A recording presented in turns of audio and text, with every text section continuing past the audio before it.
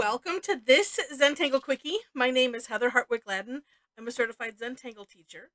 And today we're going to take a look at the Tangle Viaduct from CZT Wayne Harlow.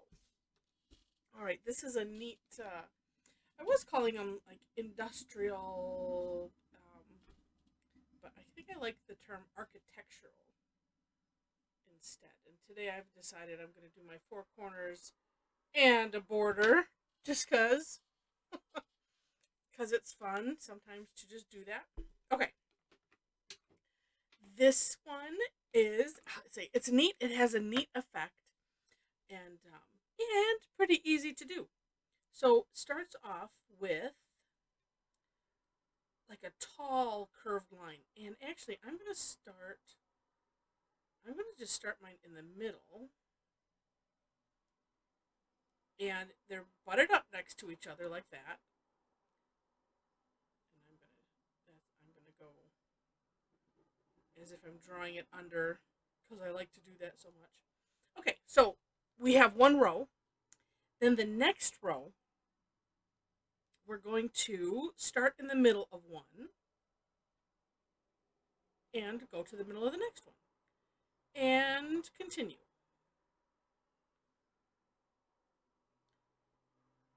You can make these as as tall as you want, or as short and small as you want. I like Wayne's. I was trying to make it like his because it looked so cool. Where they came more to a point at the top, and not a a point, but they were just narrower, and I don't seem to be able to do that, so that's all right. All right, we'll just stop there. Okay. Then we're going to, from the tops of these, and I suppose you could start, the ones that have, like here, you could just start in the middle. Here, since the middle is defined, we're going to do a little curve line like so. So on the right side of these, just like that, just a little curve line. Just off to the side. Now, I am employing, and I highly recommend it, the take off and land concept. So I kind of tracing over the top a little bit and then just, kind of having it fall away. In this one, I was quite pleased that you didn't have to, like it's okay if they're inconsistent or, because some of them I'm like, ugh, but it doesn't matter, which is great, especially for Zentangle. All right, then the next step is we're going to aura the insides of these. Now you'll want to make sure to have done that last step first, because when we go beyond this bottom row,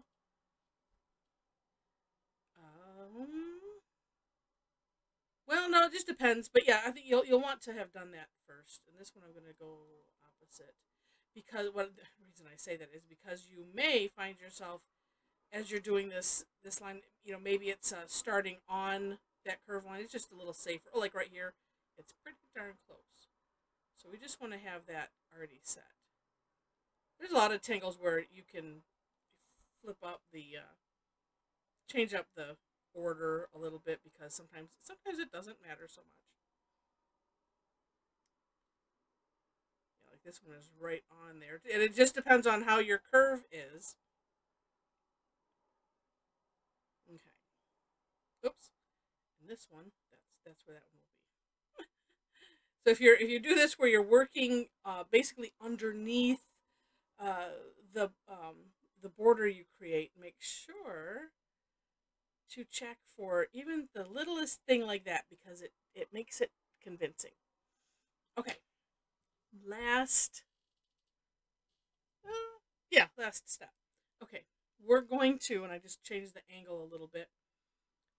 I might as well start from the bottom. So we're going to do another curve line and fill in. I think I shall grab a little bit thicker pen. Oh, let's do the graphic. Yes. All right. And I think I can, we'll just try. A lot of times I like to draw the line first, and maybe we'll just see here. Oh, I think I can do that. Okay. Just because it's it's thicker, so you're not going to get that fine. But when you're filling in, it really doesn't matter. There are just times where I prefer to draw like this line with the 01 and then come back and fill it in. But I think, like I said, I think this one is okay. Usually it's when there's a corner involved, although this one, maybe I'll continue to do that practice. Never mind. And that's that side. Okay. And so, it's just kind of like in the corner. And this is where you can play with how far up. What I would recommend your first time doing it is start, you could start kind of small. And you can always expand it. You can always make it a little bit bigger using the fill-in course correction. It always works like a charm because you can always go bigger. That's why.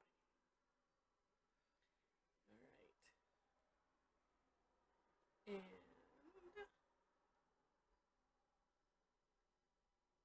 And I always like I kind of make it a game when I do this. So that way, I like it to look really effective, like as if I put a frame over something else, or I always picture wallpaper and as if wallpaper was, you're peeling wallpaper and there, you find this other layer underneath, and look at that, isn't that neat? Like a discovery, and I just think that that's kind of fun.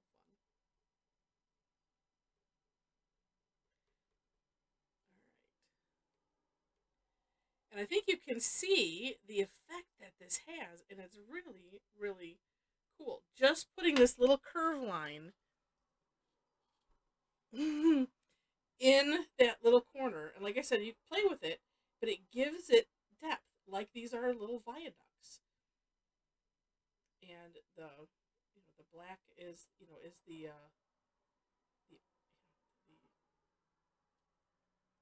hole to the other, the other side of the tunnel type of thing.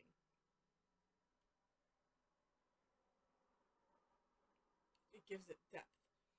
Just really, really neat. Like I said, play with the angle and how, whoops. Oh, I've drawn all over myself. At least I didn't stab myself again. I did that once, and I still have a mark. It was like I tattooed myself. It may be a little bit of a curve, so I'm bringing out my 01 again because this is where I like a lot of times like to touch up some things. So having a little bit of a curve in there is good. But like I said, you play with it and have fun. All right, then let's see. Shading.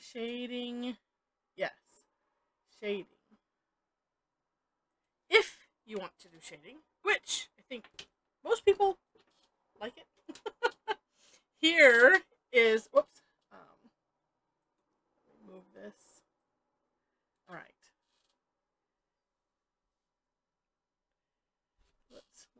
I'm peeking back at something. So, a couple things.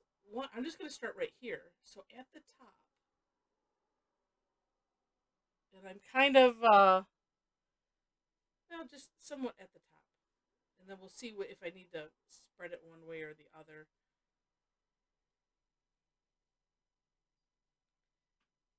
And I'm thinking, too, on this little bit as well. And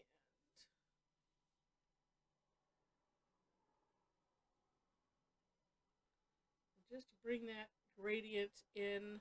I didn't necessarily want it too dark to start off with, but I should have waited and not put the pencil in the others, because it's kind of fun to see as it's happening, and then to add some in later.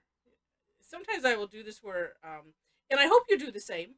It's fun to take a picture when you're tangling, and in the steps, and especially when you get to do a before and after with the shading. It's just so neat.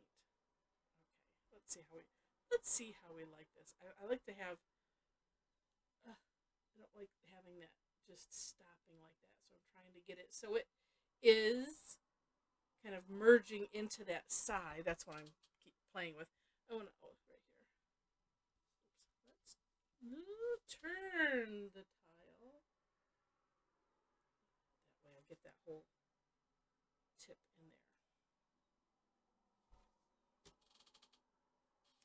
there. Neat.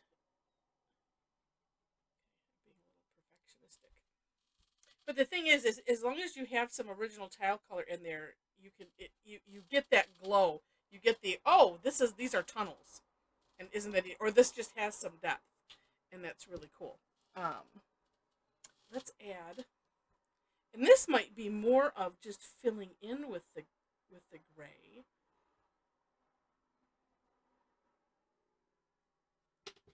And I'll just do that top row first. That's the fun thing about the graphite is it can be a color as well as serve the purpose. Oh yes, that looks really neat. Okay, serve the purpose of providing the shading, and that one doesn't have